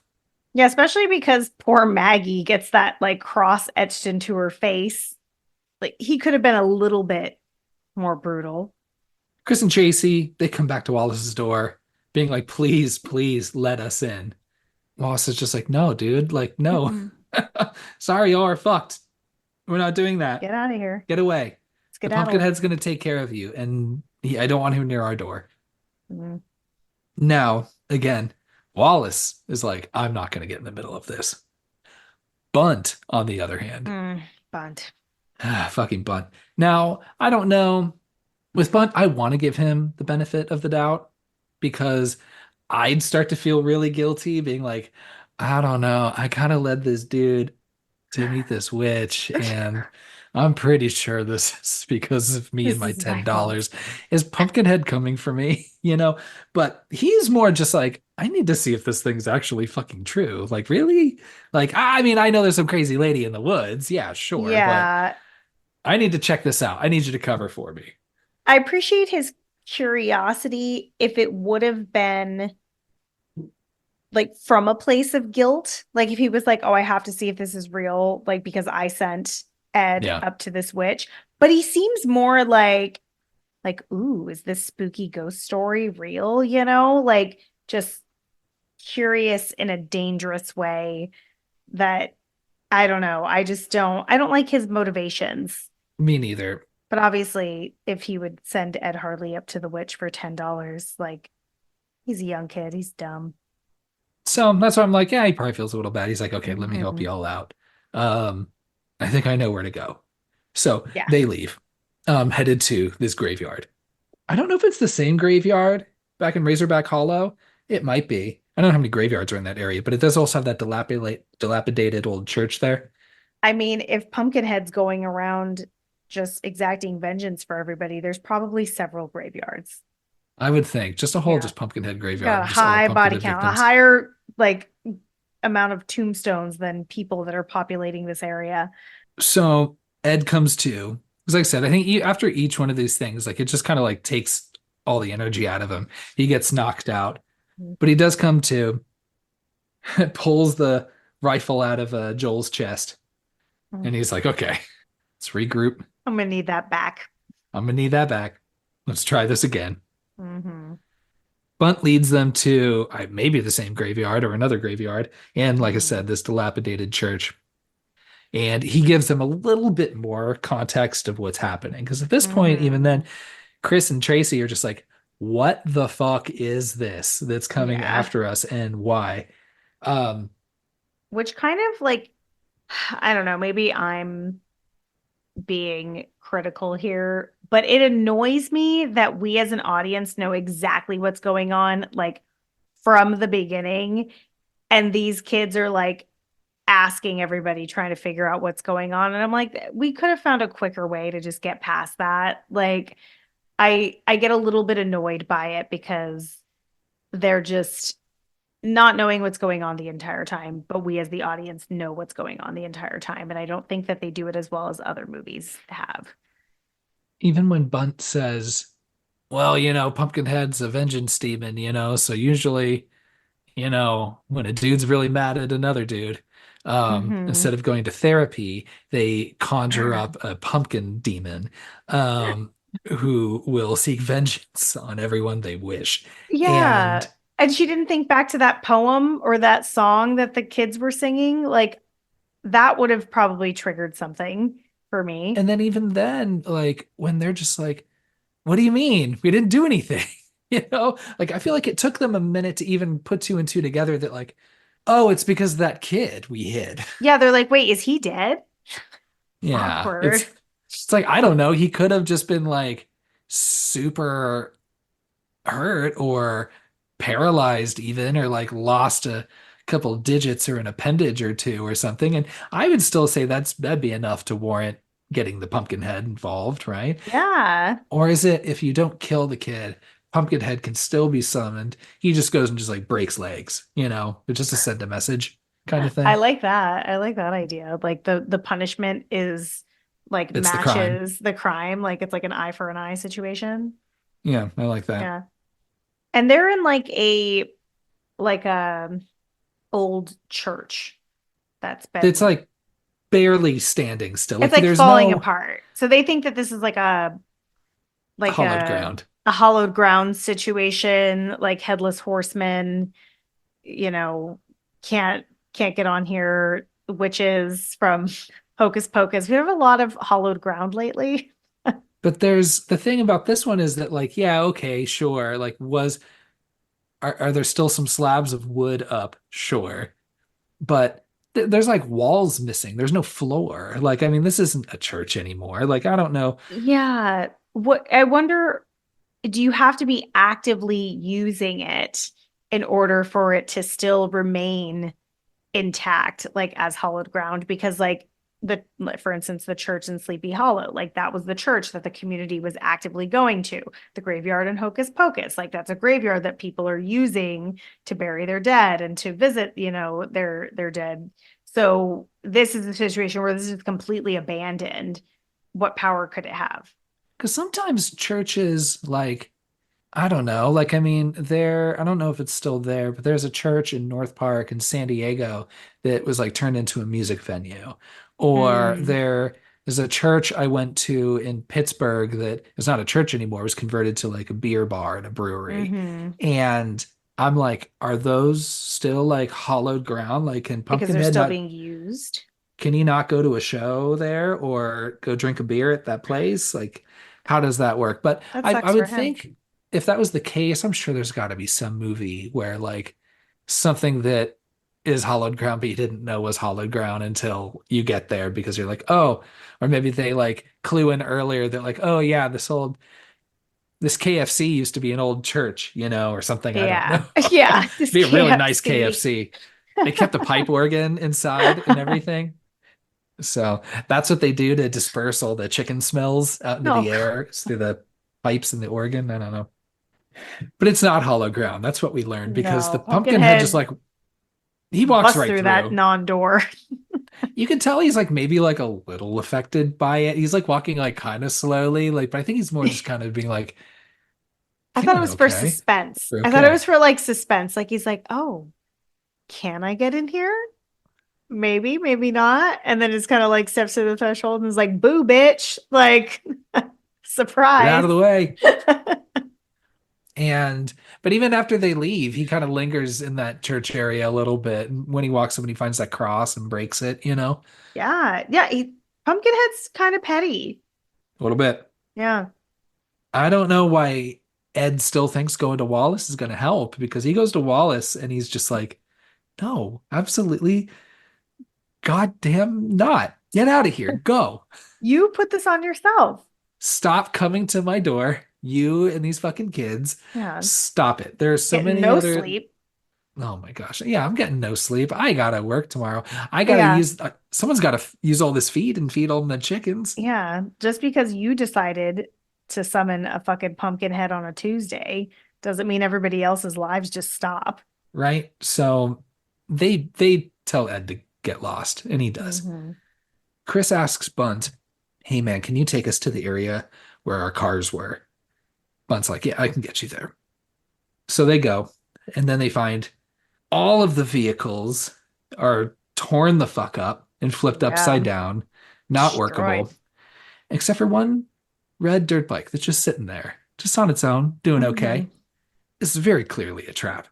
Yeah. Um, but Chris is like, hey, there's that dirt bike. Let me try and start that dirt bike and we'll Mm-hmm. go. How does Pumpkinhead know? Like, I get where he like flips the cars, but like, how does he know that taking out that one part isn't going to get? How does he learn I fucking dirt bike physics and how that whole machinery works? I was thinking the exact same thing. I was like, how does he know how to damage this bike with a very specific, like small part that makes it still look okay? And then, like, again, petty spaghetti over here holding that little chain, like, oh, looking for this, motherfucker. Oh, that smug fucking smile, just like, oh, hey, you need your Uh-huh. little He chain, gets like a asshole. little snicker. Yeah. Yeah. So he just fucking launches Chris in this dirt bike up into the air and is just beating the shit out of Chris. Um, Yeah, I thought Chris was dead. Somehow he survives. I don't know why he lets Chris live, I don't know why either. but Bunt and Tracy escape. Bunt's like, we need to get the fuck out of here. Yeah, Let's they leave go. him for dead either way.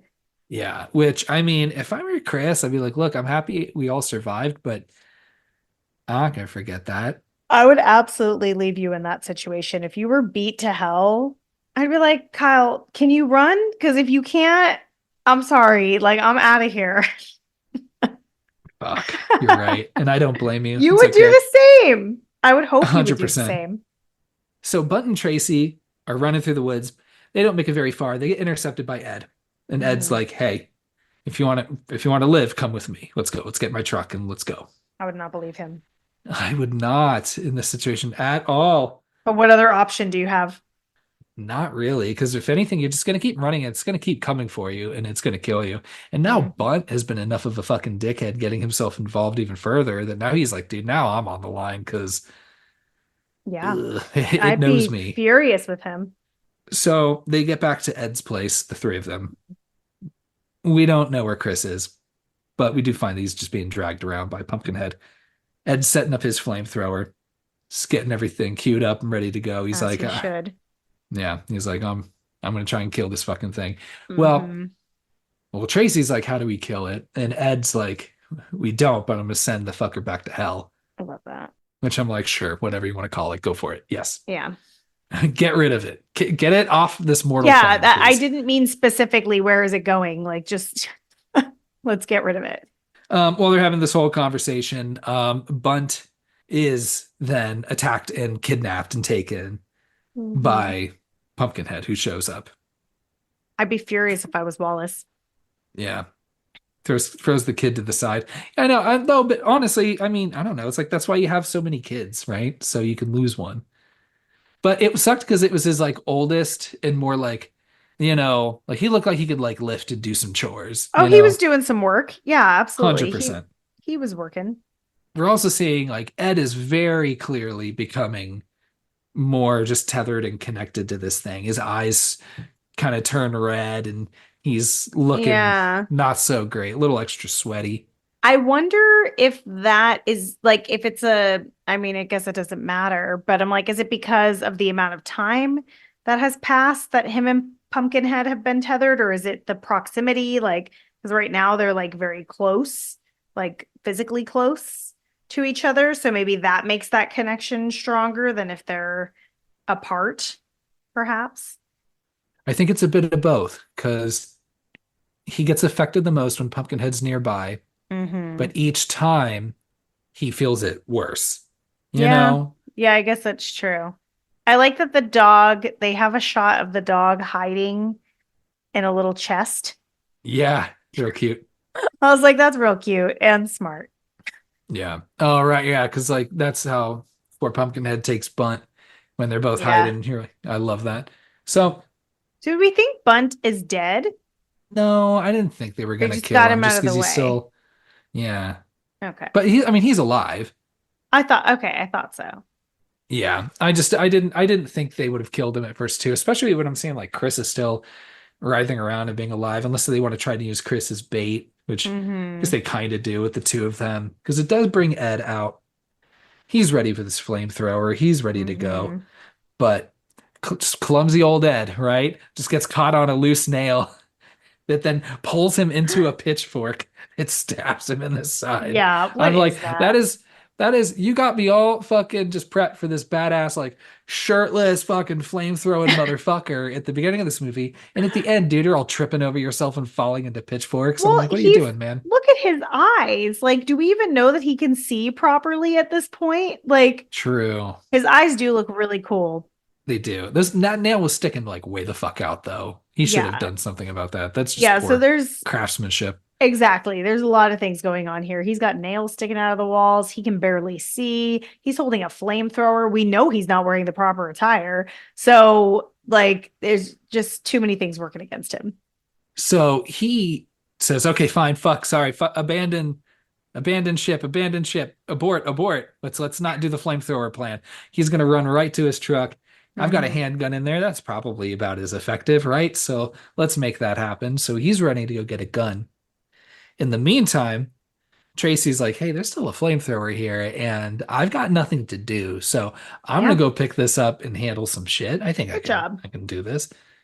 I don't know if I would know how to work a flamethrower if I've never used one before, but Wouldn't good you on her. It's probably try? just, oh yeah, I mean, I'd try, Like, definitely. I'd be like, all right, let's try and figure it just press out. any button and figure it out. Hmm. Hoping I don't like press like the explode button. I don't know. I was gonna say though, I would be kind of afraid that it would explode if you did something wrong because you're like, what if I like press the button that like puts gas out but not flame or something, and then it just poof. So Tracy's trying to use the flamethrower. It's not being super effective. Hmm. Ed comes out. He's got his gun though, and he's able to shoot it. And then this is where I do think it's kind of a vice versa because he shoots Pumpkinhead in the head, and then Ed falls to the ground with a bullet hole in his head. No, he shoots Are you sure? Pumpkinhead. He shoots Pumpkinhead in the chest, Hmm, and then he shoots himself in the head. But got maybe it. maybe the chest shot is what knocks him to the ground. Okay, that It, makes it's sense. it's very fucking dark. Like that Yeah. was the other issue I was having was like I watched it twice and I still couldn't figure out the sequence of like what was happening to Pumpkinhead versus what was happening to Ed first. But that final shot to the head seems to have quite an impact. It all does get settled pretty quickly, though, because, Hmm. you think that Ed succeeded by killing himself. Turns out that's not the case. He's still alive, and Pumpkinhead is back up and going. He grabs Chris, and he's like, all right, I'm going to fucking kill Chris.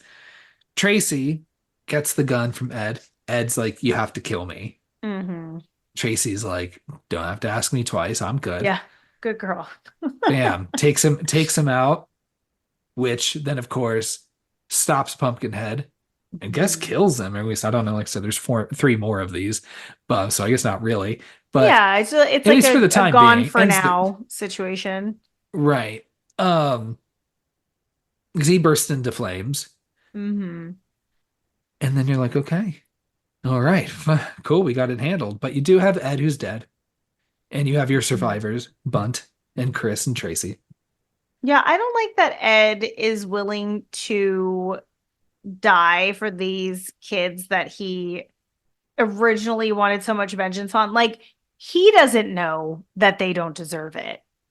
Right. So, that in my mind, like, I would have liked for him to have a little bit of guilt and then been like, you know what, fuck it. Yeah.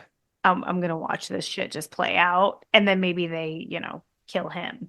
But I don't like that it was his choice, even though, he did have pretty sad, fucked up circumstances. I would have went for Yeah. just continued the plan.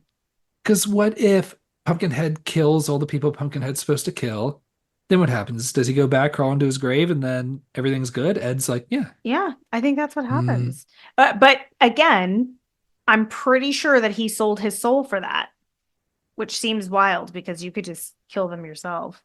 yeah, and just you have so many people dead already. I would have just fuck them. All Yeah, right. fuck him. So at some time later, the witch takes Ed's body to the graveyard and is burying Ed, who I assume is going to be the new Pumpkinhead. No, What? that's not what happens. What happens? That I thought she's. I thought, okay, this is where I'm a little confused and I had questions here. So let's see, maybe you're catching things I'm not catching because that happens sometimes.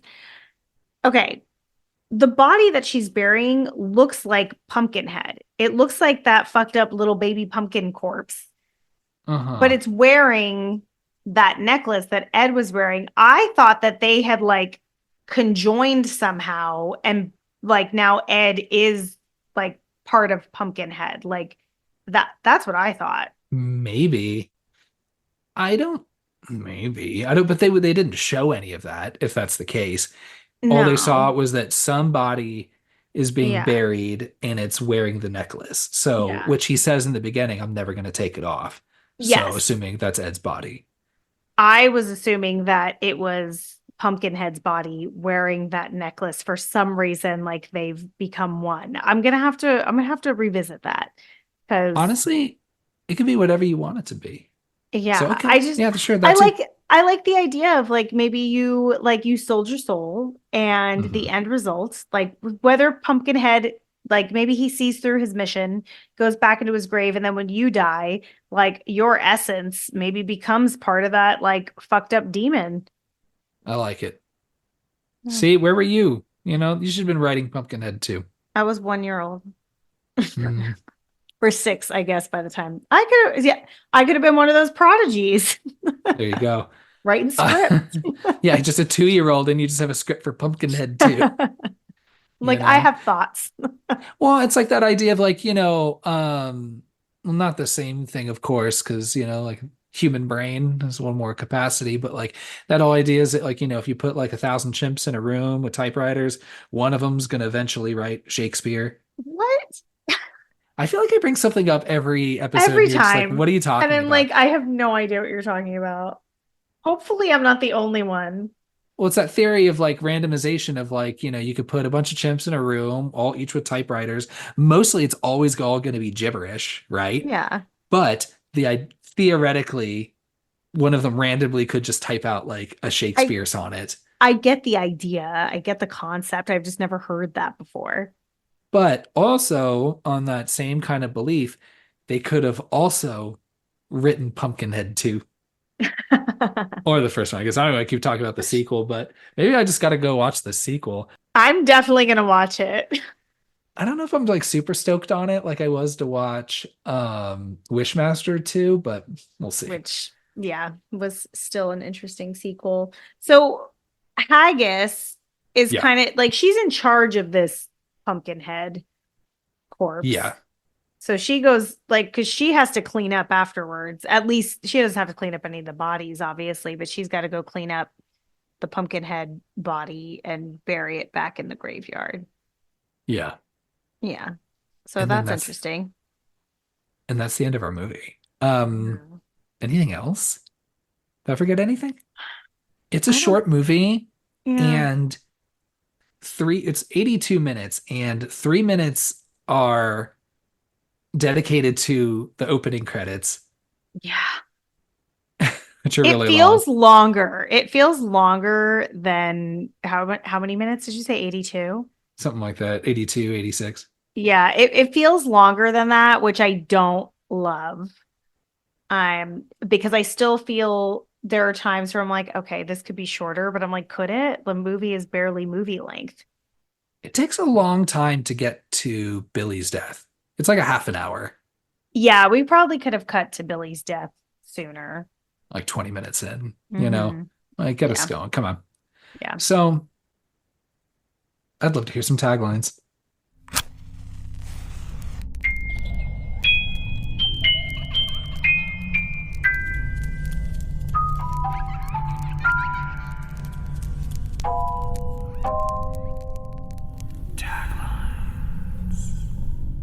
I'm so glad. There's four taglines for this. Okay. We've got a grim fairy tale, which I don't know if that's true. That's it. That's the first one. Yeah. A grim fairy tale. That's it. Is it like a Brothers Grimm fairy tale or is it like a grim adjective fairy tale? If it was a Brothers Grimm or like that Grimm, it would be two M's. This is only one M.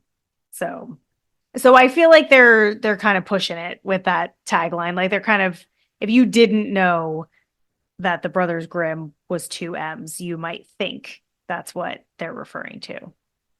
Right? Hmm, maybe. Yeah. So I'm gonna give that one a thumbs down. Cruel, devious, pure as venom, all hell's broken loose. Very 80s. Yeah, because I mean that's how Haggis describes him. Yeah, yeah, that's fine. Thumb sideways. Hmm. The demon of revenge. It's true. That is what It he is is. true. Hmm. Okay. I Thumbs think up. this last one is my favorite. For each of man's evils, a special demon exists, which Haggis also says. And this is your pumpkin demon. Hmm. I mean, I Hmm, think he always looks the same. I'm assuming like maybe that like pettiness is directly from Ed's personality. maybe. That's kind of fun. I like that. Yeah. Those are your taglines. Love it. Boo scores. Would you like me to go first? Yeah. Okay. I think this movie's a lot of fun. I watched it twice to prepare for this. I do like that it's short, love that, but I also agree with you that it feels longer than it is. Hmm. And you're right, it's dark all the time. I think Lance Henriksen does a great job in this movie. I think the guy that plays Wallace does a great job too. Don't Yeah. really care for any of the teenagers. I do think No. even Billy's okay. And even Billy too, the dog. Because So the dog's real name is Mushroom. love that. Oh, in real life, like the actor's Yeah, dog's name the is dog Mushroom. actor's name was Mushroom. We should have Oh, just love called that. him that. Oh, cute little mushroom. Why didn't you say anything? But you were really committed to Billy too. I didn't want to crush your hopes and dreams. It's such a lazy name. I clearly wasn't that committed. But the design of the pumpkinhead monster, it looks cool. I Mm. like that you show it early on. I like that the more you see it, the more you get to see like the facial expressions. Hmm. I like that a lot. Yeah, this movie's enjoyable. I for creature features, I would recommend probably a handful or two of other movies, maybe before this one. For But I do sure. think it's perfectly enjoyable. I liked it. I'm gonna give it a 2.5. Hmm. That's higher than I thought you'd go. Okay. I did not have as good of a time watching this movie as I thought I would. Conceptually, I really like it. So I love the idea of this demon that exacts revenge on your behalf. I love the creature design, the witch aspect, like Haggis, like, being up there, like you can come see her anytime you've got some problems. I love that idea. What I don't care for, like I said, very dark.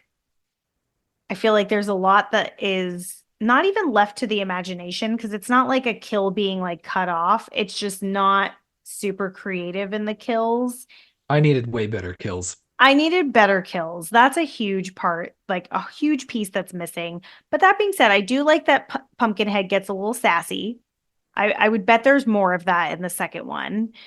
And what really bothers me though is the teens are just like paper thin. Like in any slasher, you don't get to know your characters a lot or their personalities. But I feel like in this, they have no, other than Joel, like they're, like one thing about each of them. And even then, like who the fuck is Chris? Chris has like no character. Like Tracy takes pictures. Good for her. Like you know nothing about these characters. So there's no will to want them to like live or die, like so to speak. Like you're really just connected to Ed. And I do think that I agree that Lance Hendrickson, like he does such a good job. All that being said, practical effects are on and popping. So I do like that. I'm gonna give it 1.5 boos. All right. I'm gonna shift mine down to a two. Oh, what made you change it to a 2? Because all those things you said are so right. It was so because I forgot the kills where I'm like, The kills are weak. so little blood in this movie. Yeah. And And it's I'm is like, it rated R? maybe, probably. And you're right with the, just kind of obnoxious teens and It Joel just is being rated R. obnoxious. Yeah. And So like I'm gonna, you're a special effects like guy. Like, come on. it's worth a watch if you're bored. I agree. But if If you're you gonna like watch 80s like, horror, yeah. go for it. But if you want to watch like a fantasy horror situation with the guy that, you know, fucking got his background in, special effects, yeah, go watch Wishmaster. 100%. Yeah, yeah, definitely I would say that's a much better example of that. Yeah. Yeah. Okay. Anything else you want to say about Pumpkinhead before we wrap up? No, I All said right. all the things. Yeah. We carved it up plenty. Was that a pun because it's a pumpkin? I tried. I like that one. Thank you. I figured we save it to the end. People may have Okay. already tuned out by now. Um, that's all I got. Take care, everybody. Three, two, one, ghost.